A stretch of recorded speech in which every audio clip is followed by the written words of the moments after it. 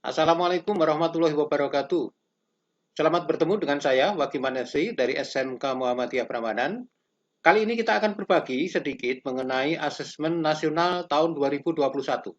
Sahabat pendidikan, setiap bulan Maret biasanya kita akan menghadapi peristiwa yang cukup banyak menguras energi, melibatkan seluruh seluruh siswa dari jenjang SMP, SMA, SMK yang menguras energi, membutuhkan biaya sangat besar, sangat emosional, dan Kementerian Pendidikan pada tahun ini sudah memutuskan bahwa ujian nasional ditiadakan dan akan digantikan dengan asesmen nasional tahun 2021. Nah, nanti kita akan berbagi mengenai apa sebenarnya asesmen nasional itu. Mari kita mulai dengan melihat secara sekilas mengenai profil asesmen nasional. Asesmen nasional itu program penilaian terhadap mutu sekolah, madrasah, dan program kesetaraan pada jenjang dasar dan menengah. Kalau dulu di ujian nasional, itu jenjang pendidikan dasar itu tidak diikutkan dengan ujian nasional itu. Ya, yang ada adalah USBN, ujian sekolah berstandar nasional. Untuk kali ini, maka asesmen nasional itu akan diikuti juga oleh satuan pendidikan pada jenjang pendidikan dasar dan pendidikan menengah. Mutu satuan pendidikan dinilai berdasarkan hasil belajar murid yang mendasar, yaitu literasi, numerasi, dan karakter, serta kualitas proses belajar mengajar dan iklim satuan pendidikan yang mendukung pembelajaran. Informasi-informasi tersebut diperoleh dari 3 instrumen utama, yaitu asesmen kompetensi minimum atau disebut AKM, kemudian survei karakter, dan survei lingkungan belajar. Nah, mari kita sedikit perhatikan mengenai profil asesmen nasional itu seperti apa. Mari, yang pertama, asesmen nasional itu menggantikan ujian nasional dengan orientasi yang berbeda. Ya, sekalipun menggantikan sebenarnya bukan dalam arti berganti baju, berganti nama, tapi betul-betul berbeda. Dirancang untuk menghasilkan informasi yang akurat, untuk memperbaiki kualitas belajar mengajar yang pada gilirannya akan meningkatkan hasil belajar murid. Kalau pada ujian nasional itu ya diselenggarakan di ujung tahun pembelajaran. Jadi misalnya kalau di SMA di kelas 3, kalau di kalau di SMA itu di kelas 12 gitu, SMA SMK, kalau di SMP itu di kelas 9 gitu. Sehingga ketika hasilnya diketahui, sudah tidak ada kesempatan lagi untuk memperbaiki diri, untuk mengevaluasi dan memperbaiki kinerja yang diperoleh hasil dari ujian nasional itu.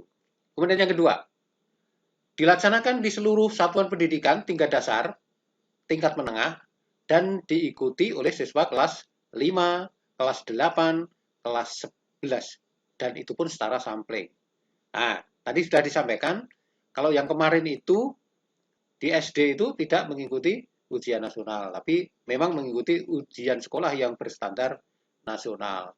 Nah, kali ini semuanya ikut kelas 5 SD, kemudian kelas 8 SMP, kemudian kelas 11 SMA atau SMK. Itu akan diikutkan semuanya. Nah, agak berbeda dengan PISA, walaupun ini mekanismenya hampir hampir menyerupai PISA ya. Tetapi kalau PISA itu hanya berbasis pada uh, umur tertentu, misalnya umur 15 gitu kan. Sehingga yang ikut rata-rata kan SMP kelas 9 atau kalau SMA SMK itu ya kelas 10. Biasanya seperti itu. Tapi untuk asesmen nasional tidak. Nanti satuan pendidikan baik dasar maupun menengah itu semuanya akan mengikuti. Tetapi bukan di ujung pembelajaran. Dan itu akan dilaksanakan secara sampling. Berarti tidak semua anak-anak pada satuan pendidikan itu akan mengikuti. Hanya diambil sampel-sampelnya saja. Dan setiap sampel itu tidak akan melebihi dari 45 anak ya. Tidak akan melebihi itu. Jadi mungkin sekitar 30 atau 45 anak. Mungkin nanti akan disesuaikan dengan populasi begitu ya. Populasi di satuan pendidikan tersebut. Nah, kemudian asesmen nasional itu merupakan upaya untuk memotret secara komprehensif mutu proses dan hasil belajar satuan pendidikan dan menengah di seluruh Indonesia. Nah, kita garis bawahi. memotret secara komprehensif mutu proses dan hasil belajar satuan pendidikan dasar dan menengah di seluruh Indonesia. Karena memotretnya itu komprehensif, makanya tadi akan diikutkan selain asesmen kompetensi minimum itu juga ada survei karakter dan juga survei lingkungan belajar. Kemudian asesmen nasional nanti ini tidak ditujukan atau bukan untuk menguji kompetensi seorang siswa secara individu. Sehingga hasil asesmen nasional itu tidak akan memuat skor atau nilai peserta didik secara individual.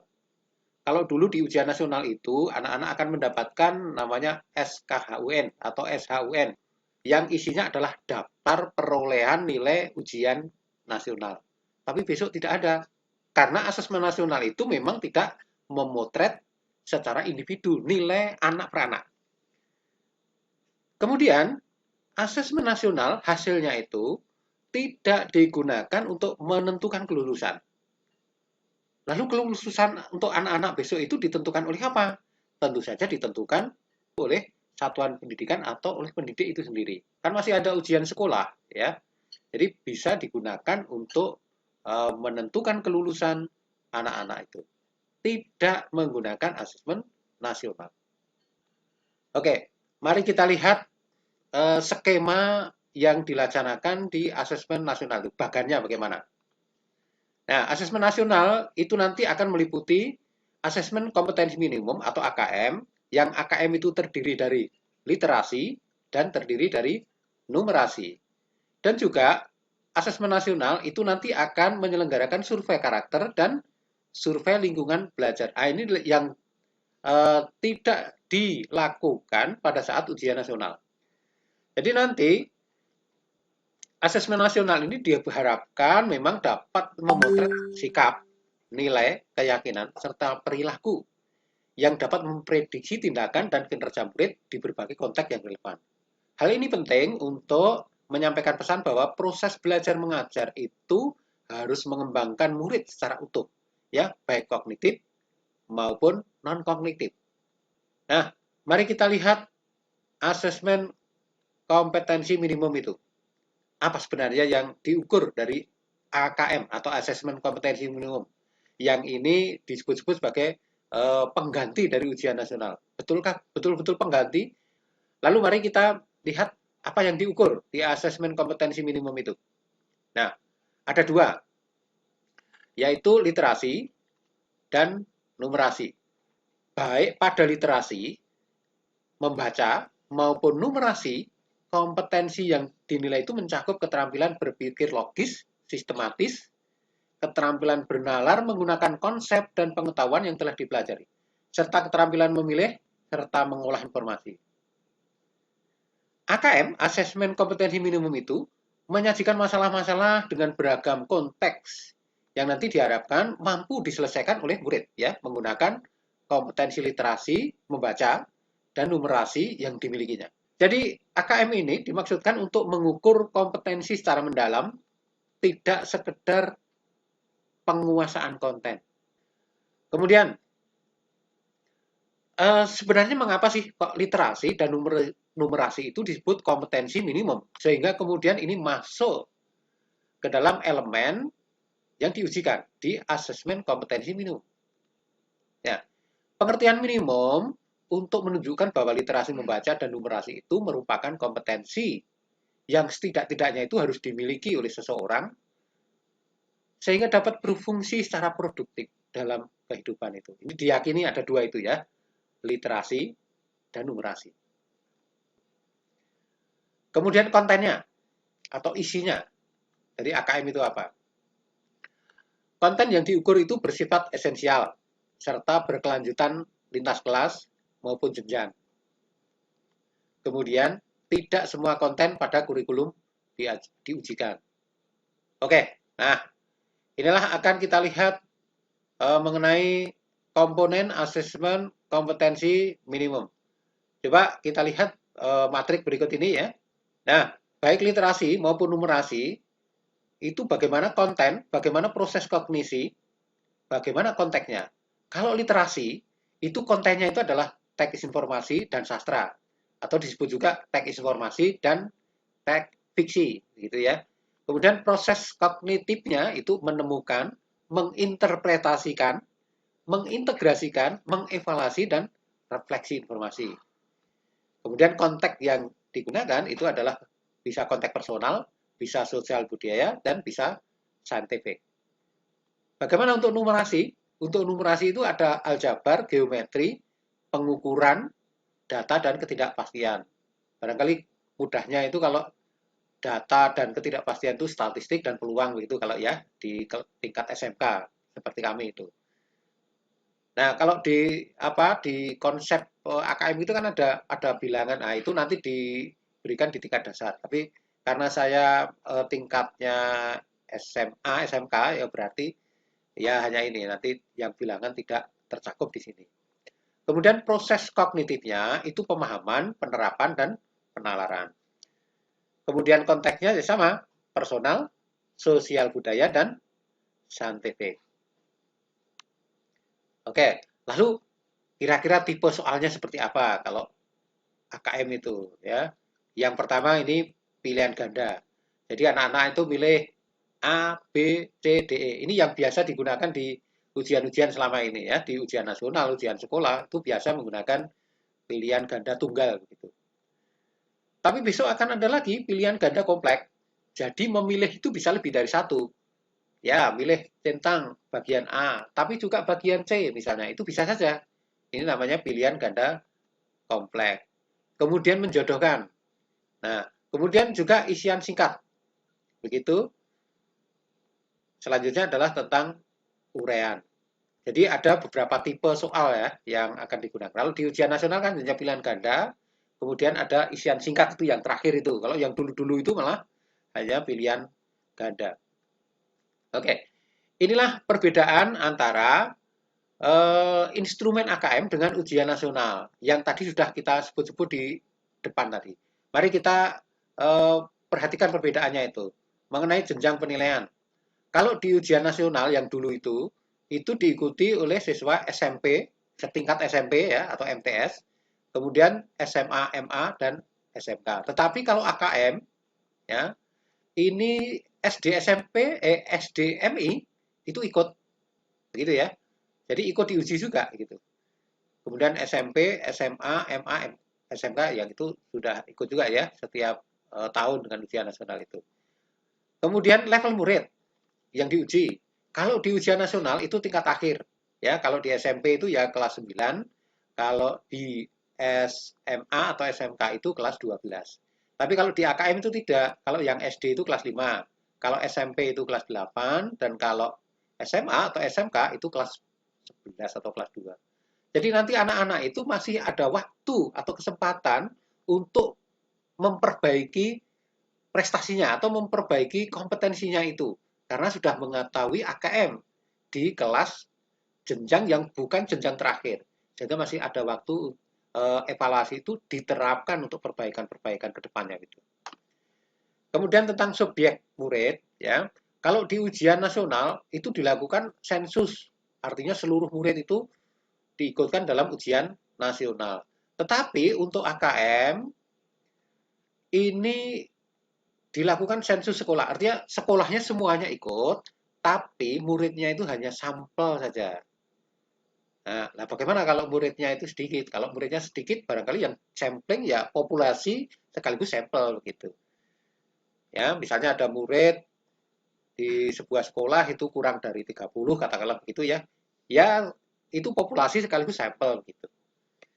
Kemudian tingkat jenis tag, jenis tes ya. Kalau di ujian itu high stake, kalau di AKM itu low stake. Artinya nanti kalau high stake itu buat dampaknya luas ini ya, gitu. Kalau low stake itu tidak apa namanya, tidak berdampak ya, nggak apa-apa. Ini untuk evaluasi gitu ya.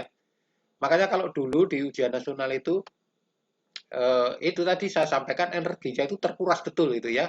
Energi, biaya, tenaga itu terkuras betul karena sifatnya yang high stake itu ya. Begitu. Kemudian kalau model soal, kalau yang di ujian nasional itu kan hanya pilihan ganda dan isian singkat itu yang setingkat SMA, SMK begitu ya. Kalau AKM itu sudah saya jelaskan tadi ya, itu ada pilihan ganda kompleks, menjodohkan, isian singkat, dan uraian. Kemudian periode tes per murid, kalau di ujian nasional itu 4 hari, ya gitu. Tetapi kalau AKM itu 2 hari. Ini bisa jadi karena kalau di ujian nasional itu kan yang diuji banyak ya, karena itu sensus kan seluruh murid itu ikut melaksanakan ujian, tetapi kalau di sini itu hanya sampling saja, gitu. Sehingga 2 hari itu cukup. Kemudian mode pelaksanaan itu semi online kalau yang di ujian nasional itu, jadi dilaksanakan di sekolah masing-masing, jaringannya itu jaringan lokal gitu ya. Kemudian nanti hasilnya itu dikirimkan di tingkat nasional gitu. Kalau yang AKM besok itu full online, ya gitu ya. Kemudian metode penilaian, kalau yang di ujian nasional itu computer based test (CBT), kalau di AKM itu computer multi stage adaptive testing (MSAT). Nah, ini maksudnya, jadi kalau kalau di ujian nasional itu soalnya kan sama dari satu anak ke anak yang lain itu pada prinsipnya sama. Walaupun untuk yang apa tahun-tahun terakhir itu kan ada pengacakan, kemudian satu master soal itu kadang itu dibuat 3 master atau 6 master gitu kan. Tetapi pada hakikatnya sama, hanya diacak saja. Tetapi kalau di AKM itu nanti computerized multi-stage adaptive. Jadi nanti soal yang dikerjakan seorang anak itu akan mengikuti kemampuan anak pada ketika dia menjawab soal awal, gitu ya. Sehingga nanti dia akan mengikuti gitu. Nah, ini saya kira kalau model MSAT itu, ini guru-guru nanti ya kan perlu juga ini mengetahui apa namanya program atau bagaimana mengelola supaya ini bisa dikelola juga guru. Kan guru nanti berkepentingan juga kan untuk tahun-tahun yang akan datang itu perlu berkepentingan untuk bagaimana cara mengelola ini MSAT ini. Nah, ini perlu mungkin besok akan ada pelatihan-pelatihan khusus ini. Minimal, minimal di sekolah itu kan mesti ada ahli-ahli IT itu yang bisa diikutkan di situ. Kemudian spesifikasi minimal infrasekolah ya. Kalau di ujian nasional itu server sekolah, komputer klien dan BW itu jelas. Kalau di di AKM itu server sekolah tidak perlu. Jadi nanti langsung servernya itu server pusat ya. Ini mudah-mudahan nanti tidak trouble karena kemarin pada saat uji coba itu masih trouble. Tapi masih ada waktu dan ini kan karena akan ditunda ya sampai bulan November September. Jadi mudah-mudahan waktu yang sangat panjang ini bisa dimanfaatkan agar server nanti AKM itu bisa bisa diselesaikan sehingga nanti bisa digunakan dengan sebaik-baiknya itulah. Ya, ini saja saya kira yang kami sampaikan sedikit mengenai asesmen nasional. Mudah-mudahan ini bisa memberikan gambaran walaupun gambaran rincinya nanti bisa kita lihat, kita akses di situs-situs yang menayangkan asesmen nasional itu saya kira banyak sekarang. Terima kasih atas perhatiannya. Sekian. Terima kasih. Wassalamualaikum warahmatullahi wabarakatuh.